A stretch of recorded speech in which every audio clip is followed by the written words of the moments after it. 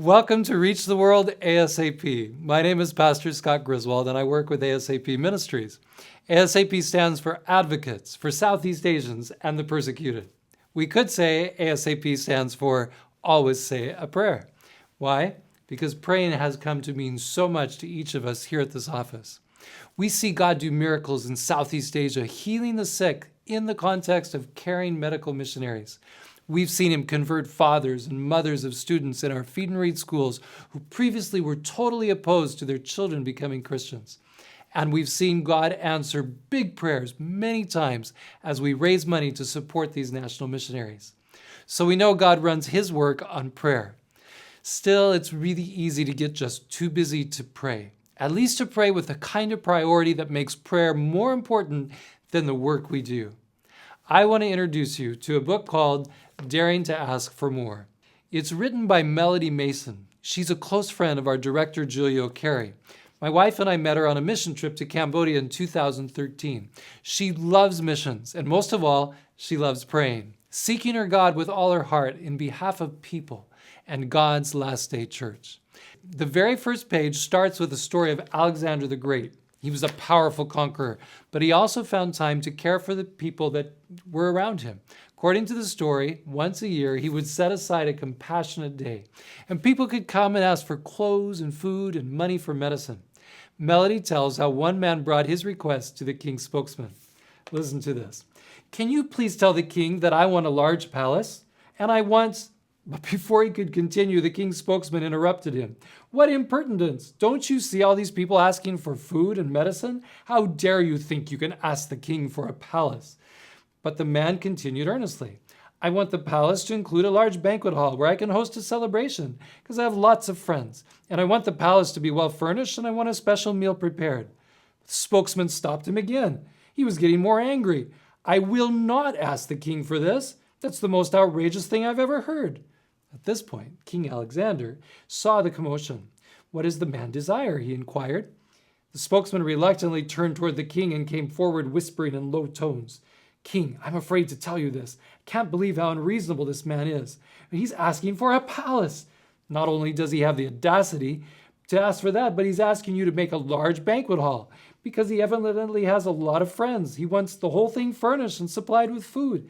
I'm sorry, I know this is such an unreasonable request, and I tried to get him to ask for something more reasonable."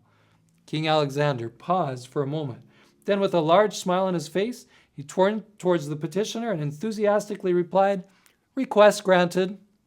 The spokesman looked at the king in amazement. "How can you grant such an outrageous request?" The king replied, smiling, "You see, all these people are asking for food, for medicine, and for mundane things. They think that's the only thing I can give. But they don't need a king to give them those things. Anyone with extra resources could do it. But this man, he's the first that really made me feel like a king, for only I can grant such a request." The Bible tells us, "Now unto him who is able to do exceedingly abundantly above all that we ask or think, according to the power that works in us." Ephesians 3:20. Why do we so often settle for superficial blessings when we serve the King of the universe? Why do we settle for living life 3 inches below the waterline, barely surviving spiritually, when God is longing to give us so much more? That's the spirit of the book, Daring to Ask for More. When we pray, we are talking to the King of Kings, Lord of the universe. But Jesus also taught us that we're talking to our Father, the one who would give us anything to help us and save us. Are your prayers like an audience with a king who tenderly, energetically loves you? Prayer is the answer to everything we need. I encourage you to read this book. Firstly, prayer is the answer for every struggle or temptation that we face. In our desperate need for our hearts and lives to be ready for Jesus' soon coming, prayer is our access to transforming power. Secondly, prayer is the answer for missions. Remember Jesus? When he saw that huge multitude that had no shepherd, he said, "The harvest truly is plentiful, but the laborers are few. Therefore, pray the Lord of the harvest to send out laborers into his harvest." That's Matthew 9:37-38. The first answer was not more training programs, not more money for evangelism. It was prayer. Prayer is also the answer for the money needed to help finish the work. There's one more story from the book daring to ask for more that I want to share with you. It's about Martin Kim. He used to work here at the A.S.A.P Ministries office before I came. He's a prayer warrior. I've been deeply moved hearing him preach about prayer and by praying with him. Melody tells the story of when Martin was working with the English branch of the Seattle Central Korean Seventh-day Adventist Church. The members became convicted in December to do more for foreign missions. They decided to dedicate all loose offerings to reach the lost. Normally, that would add up to only about $200 a month. Not much, but they hoped it could make a big difference overseas. Sure enough, that first month in January, it was $200. They sent it to buy rice for poor people in Vietnam. It didn't seem like much. Maybe we're not asking enough, thought Martin. I'm just expecting the same old thing. But then he listened to his sermon and inspired him to be like the priests who stepped out into the Jordan River expecting it to part so they could walk through. What can I ask God for in this next month that would really be faith? $500? No, not really. $1,000 would be a big step of faith. The group of members decided to use the next offering for Bibles in Vietnam. At that time, $2 would buy a Bible. They set their goal for $1,000, and prayed for it. Instead of $1,000, 4,382 came in. They were so excited. So many Bibles.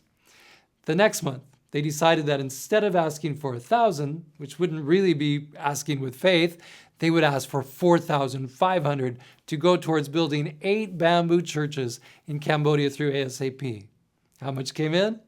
6,684. Every month it went higher and higher. The whole year added up to $120,000 for missions based on faith, prayer, and sacrifice. See, God is going to finish his work in this world, and no doubt prayer and faith are going to be a huge part of it.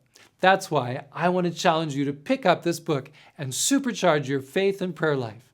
We are making Daring to Ask for More available to you at A.S.A.P Ministries. If you want a copy for yourself and copies for your friends as gifts, just go online or call us. We will send them right out to you. We're suggesting a special donation of $25 per book that will go to help spread the gospel in Southeast Asia and help a little with the shipping costs. While you're at it, I encourage you to share this podcast, to like A.S.A.P Ministries on Facebook, and to follow us on Twitter. Remember Alexander the Great and the request for a palace? We are a mighty army that must go forward to finish the Great Commission on our knees, asking and praising our mighty general. We're not asking merely for a palace for ourselves.